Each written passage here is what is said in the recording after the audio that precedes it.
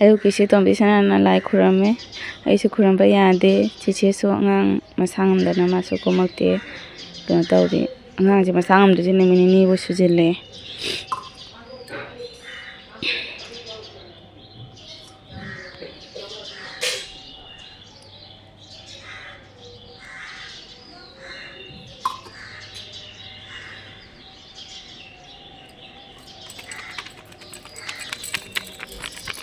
ꯈꯨꯔꯝ ꯃꯊꯛꯀꯤꯗꯣ ꯑꯗꯨꯝ ꯆꯤꯆꯦꯅ ꯍꯣꯔꯦꯟ ꯊꯦꯡꯉꯁꯨ ꯊꯦꯡꯅ ꯊꯥꯖꯔꯅꯤ ꯁ꯭ꯀꯨꯜ ꯆꯠꯇꯣꯏꯅꯤꯅ ꯃꯃꯥꯅ ꯆꯥꯛ ꯊꯥꯒꯠꯍꯧꯔꯦ ꯑꯩ ꯍꯤꯟꯖꯥꯡ ꯁꯦꯝꯃꯝꯃꯤꯅꯤ ꯍꯤꯟꯖꯥꯡ ꯁꯦꯝꯕ ꯂꯣꯏꯔꯝꯃꯦ ꯆꯥꯛꯈꯨꯝꯗ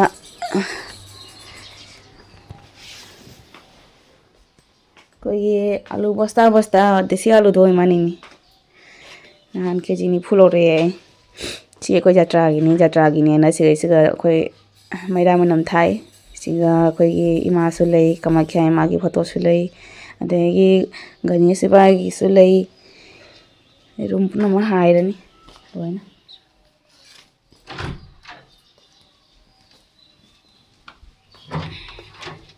ꯀꯨꯇꯨ ꯇꯨꯃꯝꯒꯤꯅꯤ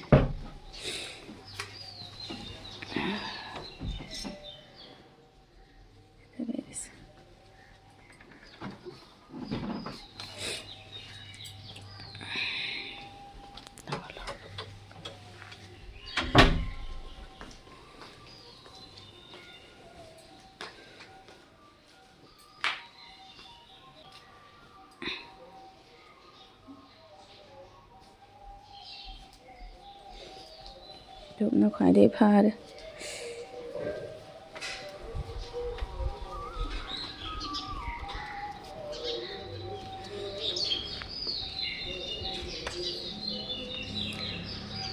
ꯇꯦꯟꯠ ꯍꯥꯎꯁꯀꯤ ꯃꯣꯏ ꯋꯥꯁꯤꯡꯁꯦ ꯂꯧꯊꯣꯛꯄ ꯁꯪꯗꯅ ꯂꯩꯔꯕ ꯈꯪꯗꯦ ꯃꯥꯒꯤ ꯑꯃꯔꯣꯝꯗ ꯃꯣꯏꯒꯤꯁꯨ ꯀꯩꯅꯣ ꯇꯧꯅ ꯂꯩꯔ ꯃꯥꯜꯂꯦ ꯈꯟꯅ ꯐꯤꯖꯪꯕꯨꯗꯤ ꯂꯧꯊꯣꯛꯈ꯭ꯔꯦ ꯁꯤꯗꯤ ꯂꯩꯍꯧꯔꯦ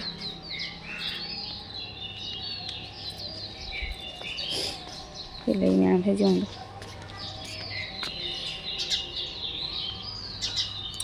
ꯃꯣꯏ ꯇꯦꯟꯠ ꯍꯥꯎꯁ ꯀꯥꯡꯕꯨꯅ ꯇꯧꯕꯤꯔꯝꯃꯤꯅꯦ ꯍꯥꯏꯁꯦ ꯅꯨꯡ ꯊꯝꯕꯤꯔꯝꯃꯤꯁꯦ ꯐꯖꯗ꯭ꯔꯥ ꯌꯦꯡꯉꯨ ꯃꯃꯥꯡꯗ ꯑꯩꯅ ꯚꯤꯗꯤꯑꯣꯗ ꯃꯃꯥꯡꯒꯤꯗꯨꯒꯗꯤ ꯌꯥꯎꯗꯕꯅꯤ ꯅꯨꯡꯁꯦ ꯍꯧꯖꯤꯛꯇꯤ ꯌꯥꯎꯔꯦ ꯐꯖꯔꯦ ꯂꯩꯍꯥꯎ ꯂꯩꯕꯥꯛ ꯂꯩꯍꯥꯎ ꯎꯗꯇꯨꯔꯥ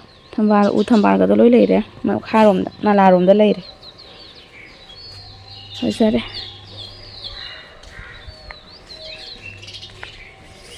ꯃꯃꯥꯗꯨ ꯆꯦꯡ ꯆꯥꯝꯍꯧꯕꯅꯤ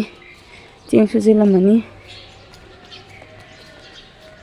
ꯑꯩꯁꯨ ꯀꯥꯈꯠꯂꯅꯤ ꯍꯤꯟꯖꯥꯡ ꯁꯦꯝꯃꯝꯃꯒ ꯁꯦꯝꯕ ꯂꯣꯏꯔꯝꯃꯦ ꯆꯥꯝꯊꯣꯛꯑꯝꯒꯦ ꯑꯗꯨꯒ ꯑꯩꯁꯨ ꯀꯩꯅꯣ ꯇꯧꯔꯅꯤ ꯐꯤ ꯁꯨꯔꯨꯒꯦ ꯆꯦꯡ ꯁꯨꯈꯔꯦ ꯆꯦꯡ ꯁꯨꯔꯦ ꯀꯩꯅꯣꯅꯦ ꯀꯩ ꯚꯤꯗꯤꯑꯣ ꯇꯧꯔꯤꯔꯅꯦ ꯃꯃꯥꯅ ꯚꯦꯔꯤ ꯐꯥꯁ ꯑꯣꯏꯈꯔꯦ ꯆꯦꯡ ꯁꯨꯈꯔꯦ ꯀꯩꯅꯣ ꯚꯤꯗꯤꯑꯣ ꯇꯧꯔꯤꯕꯣ ꯕ꯭ꯂꯣꯛ ꯊꯥꯡꯒꯠꯇꯣꯏꯅꯤ ꯀꯩꯁꯨ ꯇꯧꯗꯦ ꯁꯤ ꯌꯥꯝ ꯐꯖꯩ ꯁꯤꯗꯤ ꯃꯃꯥ ꯁꯥꯒꯠꯇꯅ ꯑꯩꯈꯣꯏ ꯃꯃꯥꯅ ꯏꯍꯦꯟ ꯍꯦꯜꯂꯤ ꯃꯃꯥꯅ ꯏꯀꯥꯏꯖꯩꯌꯦ ꯀꯣꯂꯤꯋꯥꯏꯗ ꯀꯗꯥꯏꯅꯣ ꯁꯣꯔꯤꯌꯥꯗ ꯂꯩꯈ꯭ꯔꯕꯣ ꯑꯩ ꯈꯪꯉꯨꯗ꯭ꯔꯦ ꯀꯔꯤ ꯍꯥꯏꯅ ꯚꯤꯗꯤꯑꯣꯅꯤ ꯀꯗꯥꯏꯅꯣ ꯉꯥꯗꯣ ꯉꯧꯈ꯭ꯔꯕ ꯃꯥꯏꯇꯅꯦ ꯎꯜꯂꯣ ꯋꯥꯎ ꯇꯃꯥꯏꯇꯟ ꯌꯦꯡꯉꯨꯅꯦ ꯃꯈꯨꯠꯅ ꯁꯦꯝꯈ꯭ꯔꯦ ꯇꯃꯥꯏꯇꯟ ꯁꯤ ꯍꯩꯇ ꯍꯥꯏꯔꯝꯃꯤꯕ ꯄꯄꯥꯅ ꯍꯩꯇꯦ ꯉꯥꯡꯉꯦ ꯃꯃꯥꯗ ꯁꯤꯒ ꯂꯩꯔꯦꯁꯦ ꯉꯥ ꯕꯖꯥꯔ ꯇꯧꯈ꯭ꯔꯦ ꯑꯌꯨꯛꯀꯤ ꯁꯤꯒ ꯂꯩꯔꯦ ꯉꯥ ꯈꯥꯕꯩꯁꯦ ꯑꯝꯇ ꯂꯧꯊꯣꯛꯅꯤ ꯄꯨꯈ꯭ꯔꯤꯒꯤ ꯉꯥ ꯄꯨꯈ꯭ꯔꯤ ꯉꯥ ꯃꯥ ꯃꯤꯜꯒ ꯍꯥꯏ ꯅꯠꯇ꯭ꯔꯥ ꯑꯀꯨꯞꯄꯗꯨꯅ ꯃꯤꯜꯒ ꯍꯥꯏ ꯅꯠꯇ꯭ꯔꯣ ꯑꯁꯤꯅ ꯈꯥꯕꯛ ꯈꯥꯕꯛ siga thamo maku achawado habak kangsoigi ngang jai thamgare majan loya olkobi alu mula kol hawai khamis bi ai lore kakhalage khamba ada salugi ga manganang tinggal ni room hobagi ma chatta sujade ai office to jeuge magi press aba khotpa so tauge phi chu tingjal lage ꯑꯗꯨꯒ ꯑꯩꯁꯨ ꯀꯣꯛ ꯇꯨꯝꯕꯩ ꯏꯁꯤꯡꯁꯨ ꯁꯥꯍꯟꯒꯦ ꯏꯪꯉꯤ ꯌꯥꯝꯅ ꯂꯣꯛ ꯈꯨꯕꯅꯤꯅ ꯏꯪꯕ ꯆꯪꯉꯛꯄꯗꯒꯤ ꯏꯁꯤꯡ ꯑꯁꯥꯕ ꯅꯠꯇ ꯇꯧꯔꯤꯑꯕ ꯑꯩ ꯐꯗꯤ ꯐꯔꯦꯗ ꯀꯩꯁꯨ ꯇꯧꯗ꯭ꯔꯦ ꯈꯨꯕ ꯐꯠꯇꯅ ꯂꯩꯔꯦ ꯈꯨꯕꯁꯦ ꯑꯗꯨꯝ ꯈꯨꯅ ꯂꯩꯔꯦ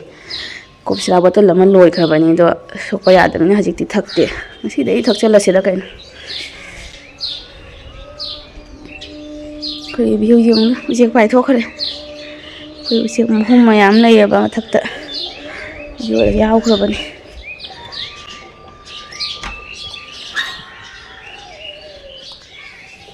ꯊꯣꯡ ꯂꯣꯟꯁꯤꯟꯅ ꯊꯝꯗ꯭ꯔꯣꯕꯅꯤ ꯅꯨꯡꯁꯤꯠ ꯖꯥꯝꯁꯦ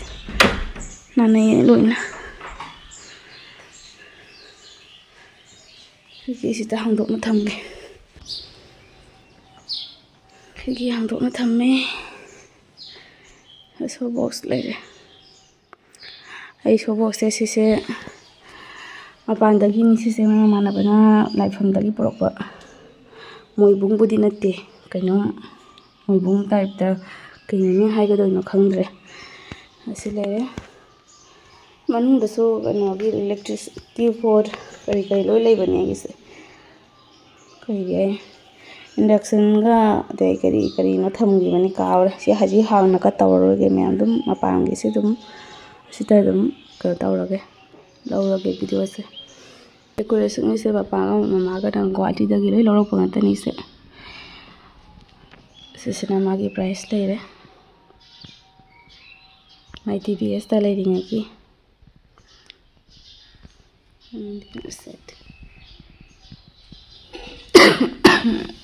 ꯕꯣꯔꯁꯦꯜ ꯃꯌꯦꯛ ꯁꯦꯡꯕꯗꯤ ꯋꯥꯠꯂꯤ ꯁꯤꯁꯤꯁꯨ ꯒꯨꯍꯥꯇꯤꯗꯩ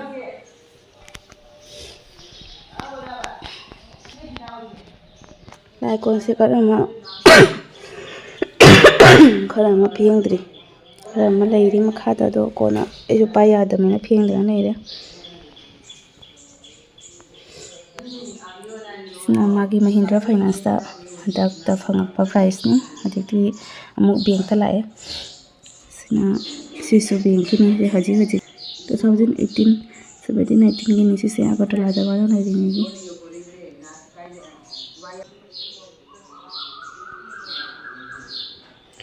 ꯁꯤꯗꯅ ꯀꯣꯌꯦꯠ ꯊꯝꯃꯦ ꯃꯥꯒꯤ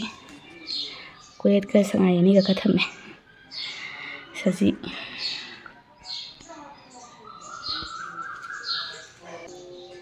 ꯃꯥ ꯂꯨꯍꯣꯡꯕꯗ ꯃꯥꯅ ꯎꯞꯄ ꯀꯣꯌꯦꯠꯇꯨꯅꯤ ꯂꯩꯔꯦ ꯃꯊꯛꯇꯒꯤ ꯑꯗꯨꯝ ꯎꯠꯂꯦꯗ ꯃꯌꯥꯝ ꯃꯅꯨꯡꯒ ꯍꯥꯡꯗꯣꯛꯇ꯭ꯔꯦ ꯑꯩꯁꯨ ꯂꯣꯏꯁꯤꯜꯂꯒꯦ ꯑꯌꯨꯛꯀꯤ ꯆꯤꯆꯦꯒꯤꯗꯤ ꯁꯤꯗ ꯂꯩꯔꯦ ꯃꯈꯥꯗꯗꯤ ꯇꯣꯝꯕꯤꯒꯤꯁꯨ ꯑꯩꯈꯣꯏꯒꯤ ꯀꯨꯇꯨꯗꯣ ꯇꯨꯝꯍꯧꯔꯤ ꯇꯣꯝꯕꯗꯣ ꯆꯪꯗ꯭ꯔꯦ ꯔꯨꯝꯗ ꯆꯤꯆꯦꯒꯤ ꯁꯤꯗ ꯂꯩꯔꯦ ꯃꯤꯇꯩꯒꯤꯁꯨ ꯄ꯭ꯔꯥꯏꯁ ꯂꯩꯔꯦ ꯁꯤꯗ ꯕꯖꯥꯖꯇ 5 yearsꯀꯤ ꯍꯧꯖꯤꯛꯁꯨ ꯂꯩ ꯕꯖꯥꯖꯇ ꯍꯣꯏ ꯃꯊꯛꯀꯤ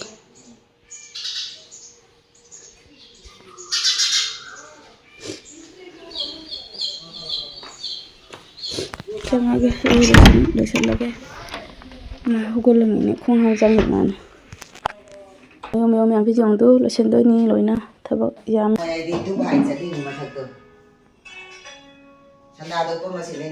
ꯈꯔ ꯉꯥꯟ ꯃꯥꯅꯤ ꯆꯥꯛꯈꯨꯝꯗ ꯀꯨꯝꯃꯛꯑꯦ ꯃꯃꯥꯅꯦ ꯀꯩꯅꯦ ꯃꯃꯥꯁꯨ ꯂꯩꯔꯦ ꯃꯥꯟꯗꯧꯁꯨ ꯂꯩꯔꯦ ꯏꯟꯖꯥꯡ ꯁꯦꯝꯒꯥꯏꯔꯒꯦ ꯍꯧꯖꯤꯛ ꯉꯁꯥꯏ ꯕꯥꯔꯣꯒꯤꯗꯤ ꯑꯩꯈꯣꯏꯁꯦ ꯃꯆꯦꯠꯅꯤ ꯆꯥꯛ ꯆꯥꯅꯩꯁꯦ ꯑꯗꯨꯅ ꯚꯤꯗꯤꯑꯣꯁꯦ ꯆꯥꯕꯒꯤꯗꯤ ꯆꯥꯎꯗ꯭ꯔꯦ ꯉꯥ ꯊꯣꯡꯕꯗꯣ ꯌꯥꯝ ꯍꯧꯔꯝꯈꯔꯦ ꯉꯁꯥꯏ ꯑꯗꯣ ꯍꯧꯖꯤꯛ ꯅꯨꯡꯗꯥꯡꯒꯤ ꯑꯣꯏꯅ ꯌꯦꯡꯍꯜꯂꯒꯦ ꯅꯨꯡꯊꯤꯟꯒꯤ ꯀꯩꯝꯇ ꯌꯥꯎꯗ꯭ꯔꯦ ꯕꯦꯒꯇꯒꯤ ꯌꯦꯡꯍꯜꯂꯒꯦ ꯀꯩ ꯍꯥꯏꯒꯦ ꯀꯥꯏꯗ ꯈꯨꯖꯤꯟ ꯍꯥꯞꯄꯨꯁꯤ khujin happusi karigi 하프를 리싱 어느 후구를 저금 계속까지 건데 하프를 리싱 어느 후구를 저금 아이가 빠탕이 되지 뭐네 누가 이런 거 놓으래 khujin happusi ay pana ay dito siya ay Papa ngarang punta bo chalu ini khoi gi ibok ama lekhi de bagi basor gi chalu ni ngasi ta dai papa ando hwrani mari chatpi se ꯑꯁꯤ ꯂꯤꯔꯕꯣ ꯂꯤꯗꯦ papa ꯍꯥꯎꯗꯣꯏꯅꯤ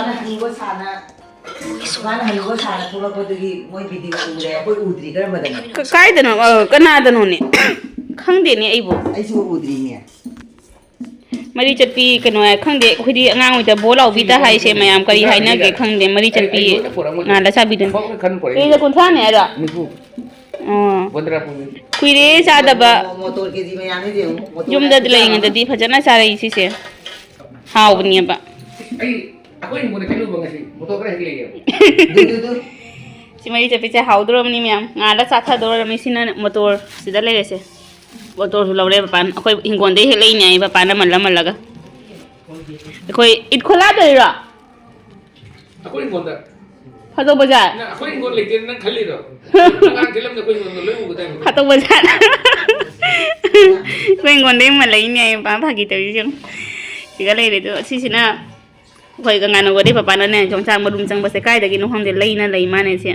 ha pai ba papa na ha chalu ba do si di changam de ngadang nu thang dang ha dum changam ba du ga ne Lapso ya bra. ai di matam do khang da manya jabardasti phakat khrini ne ai na extension tau hi ba do Pakai sana khujin lagi. Papa dah lo. Khujin mai khujin. khujin Khujin tu cang hau tu mai dai. Lagi hau dong. phagi to jung ma Jadi khujin tu kau hau dai. Oi, tahu ini. Jadi duplicate khujin na jauh tu nanti cang na hau tu. Jadi asli khujin lo thok ba chakhiya ba mai extension tau bai do phakal lak khra khra gam do phakal ya na ne ai di matam du ga moi lo thorok tu chalawani ma pham mo cha de na ne chatpa do kana chatu no ai chatra bai na adum phakal khari tom ta na nang phu ha phu da mama chin thaga chak thaga khare si kari ngano jeng si papa dai rin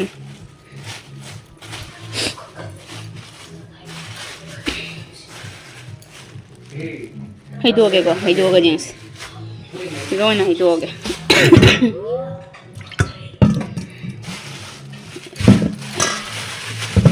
Dagi sing so laktri dhangi oina je samyam video sing dhangi oi dore ayuki mate khak jaure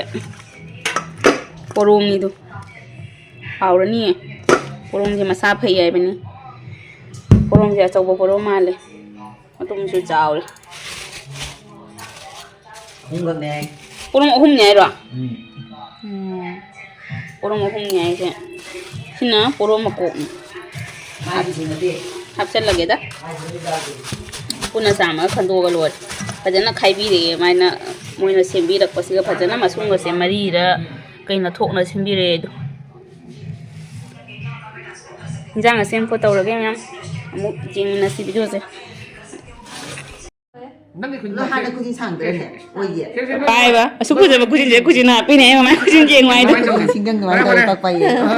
Wari ke khanga ba. enge ni kishuna ti agi huja mani ni Cepat je khujin. lau thore do phajana Nahan mai pok pai ni tu. khangi ai la ma lak pa dei ure ji ta kangai ni ma lu hong ti ma da mai na pu ye Hinjang hau ni. hwrani ai Lagi duplicate khujin na. Duplicate khujin na thu ni. Jadi hinjang hau ni. cái này đi ba ai rồi đi đại lục chứ mà đi đây ra rồi hale mới hale sẽ lao la cái cha nó bắt chập Sabta amda lupa lising na bidho me. Sabta ko tung lipat chong na bidho. Cepat je khujin je khujin na pi hap na. cái chân dâu đi iba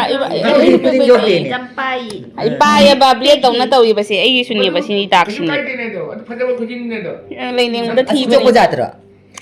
tiki dah ba ai pek pek teh udah sih pek pek teh sih pungling punglang ini kalau tak tak tak ini Khate. apa ya ada kujin aku ni blade mai tau bini ba Kujin kako pamdi. papa bi dunia ba Lunang kita mau ke ai. Moro nokoli ke Khate chalo. ya. Nokoli ke thare na. Nokoli ke thado ni na. Si wai san bai wan. papa na kita hayo na Ano hindi ang no para panbay mixing dre blur tali kai gino khang dine yara ma le khara de semba khotpa chamba roi ready le motor ali ba mani khaya se cham na loi le ba do mama na ali ba se lo tho na amani khu se de le nga ko se loi ngau ba loi le se chak su mu le e nga se lo ngau ba nga su ngau ba loi le se ko khara le han tha gi ma chan mayam se phajare loi su de Sudah. Hauran. Tak cuma mainin kare tu, macam. Sudah. Sini juga lagi, kau gih hodong ni, orang nasta kau hodong. ꯑꯩꯈꯣꯏꯒꯤ ꯃꯤꯌꯥꯎꯁꯤ ꯌꯨꯝ ꯃꯥ ꯇꯧꯔꯤ ꯌꯨꯝꯅꯦ ꯇꯨꯝꯗꯅ ꯇꯧꯔꯤ ꯌꯨꯝ ꯅꯨꯡꯉꯥꯏ inverter ꯃꯊꯛꯀꯤ ꯂꯨꯝꯕꯨ ꯂꯨꯝꯕꯨ ꯁꯥꯕꯗꯨꯒꯅꯦ ꯇꯨꯝꯊꯈꯔꯦ ꯃꯥ ꯎꯏꯊꯈꯔꯦ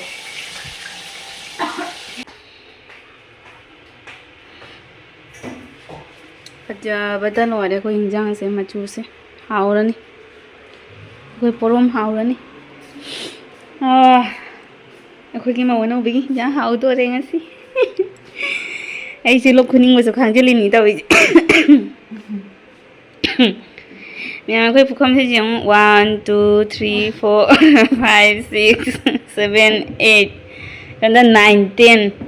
ꯆꯤꯆꯦ ꯆꯥꯛ ꯆꯥꯔꯣꯏ ꯆꯤꯆꯦ ꯆꯥꯛ ꯆꯥꯔꯣꯏ ꯑꯗꯨꯒꯤ 11 ꯋꯥꯠꯂꯦ ꯅꯣꯅꯣ ꯆꯥꯔꯣꯏ ꯑꯗꯨꯒꯤ 12 ꯋꯥꯠꯂꯦ ꯃꯆꯨꯒꯤꯗꯤ ꯂꯩꯇꯕꯅꯤꯅ ꯑꯗꯨꯅ 13ꯗꯤ ꯌꯥꯎꯗ꯭ꯔꯦ ꯃꯆꯨ ꯃꯊꯛꯇ ꯑꯩꯈꯣꯏ ꯄꯨꯈꯝꯁꯦ ꯌꯥꯝꯈꯠꯂꯛꯇꯣꯏꯅꯤ ꯀꯨꯏꯔꯒ ꯑꯩꯈꯣꯏ ꯄꯨꯈꯝ ꯃꯌꯥꯝꯁꯦ ꯌꯦꯡꯉꯨ 15ꯗꯩ ꯍꯦꯜꯂꯤ ꯑꯩꯈꯣꯏ ꯌꯨꯝꯗꯗꯤ ꯅꯣꯡ ꯐꯥꯗꯣꯛꯀ ꯑꯩꯈꯣꯏ ꯃꯤ ꯊꯨꯡꯉꯨꯕꯗ ꯁꯨꯃꯥꯏꯅ ꯌꯥꯝꯃꯤꯅꯤ ꯀꯣꯟꯗꯣ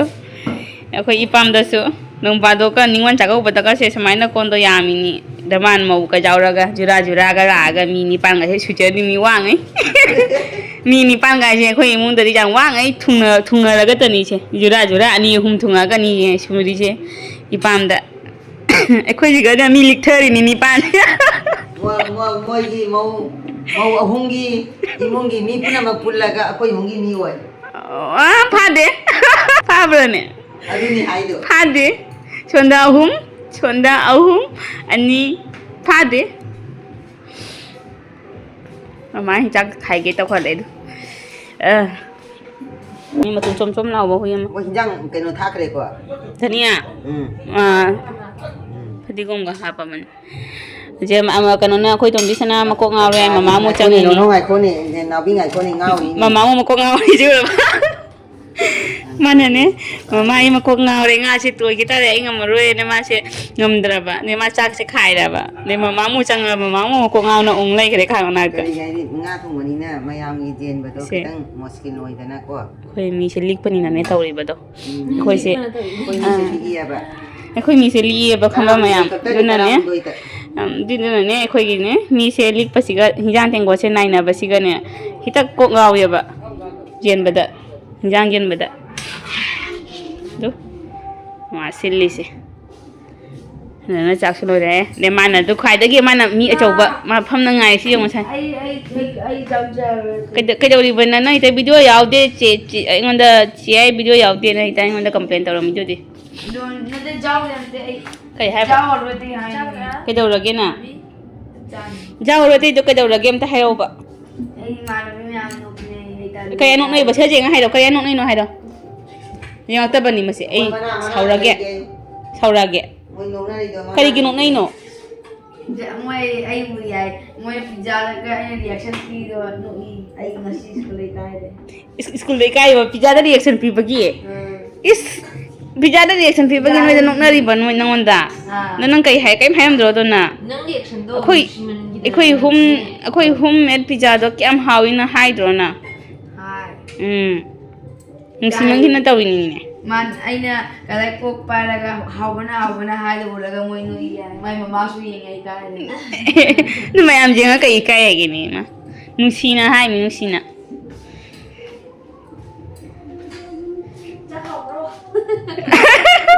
ꯆꯥꯛ ꯑꯃꯅꯤ ꯁꯥꯒꯠꯂꯤ ꯆꯥꯛ ꯍꯥꯎꯕꯔꯣ ꯍꯥꯏ ꯆꯥꯛ ꯂꯣꯏꯔꯛꯑꯦ ꯑꯗꯩ ꯑꯃꯗꯤ ꯅꯣꯏ ꯃꯈꯥ ꯂꯩ ꯃꯁꯛꯇꯤ ꯎꯗꯦ ꯃꯥ ꯀꯤꯖꯈꯔꯦ ꯄꯄꯥ ꯍꯤꯟꯖꯥꯡ ꯍꯥꯎꯔꯝꯕ꯭ꯔꯣ ꯍꯥꯎꯋꯦ ꯍꯥꯏꯔ ꯃꯥ ꯍꯪꯕ ꯀꯤꯔꯦ ꯄꯄꯥꯗ ꯑꯩ ꯍꯪꯉꯨꯒꯦ ꯍꯪꯉꯨꯅꯨ ꯍꯥꯎꯏꯅꯤ ꯍꯥꯎꯏꯕ ꯅꯪ ꯀꯩꯝ ꯉꯥꯡꯉꯛꯇꯦ ꯎꯗ꯭ꯔꯥ इबानी मुकबाइन तौबगी हाइर तारे इबानी चाबगी वीडियोसु सांगमलनी हैना हापसे जादरे पुंखाय मा हेनग्रेबको 40 मिनिट ओइना हेनगिबा दुमाय तावरे दुना नुंगायरोय एनाने मथंगी वीडियोदा ओइना मुंतोरगा पुन्ना कंप्लीट तौरगा मैम हचरागे अदो नेक्स्ट वीडियो गाइमिनारसी मैम सिगी मखा थबा वीडियो दा ओइना हचरागे सिगी मतंग सिता काइनारसी मैम 이장 모험 또 레저로 빠빠는 하오래 사도 이렇게 되더라고요.